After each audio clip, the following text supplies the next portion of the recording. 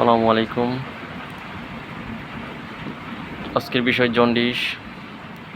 জন্ডিসের প্রধান লক্ষণগুলো হচ্ছে জিহ্বা হলুদ আকার বর্ণ ধারণ করে, চক্ষু, চর্ম, হাত পা হলুদ আকার বর্ণ দেখা যায় এবং প্রস্রাবের রঙই অনেকটা হলুদ থাকে এবং খাবার প্রচণ্ড অরুচি, বমি বমি ভাব হয়।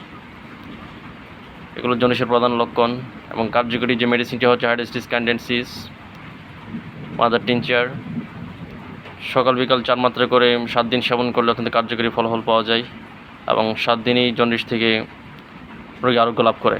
এবং পুরাতন জন্ডিসের ক্ষেত্রে চেলিডোনিয়াম মেজাস মাদার টিনচার অত্যন্ত কার্যকরী।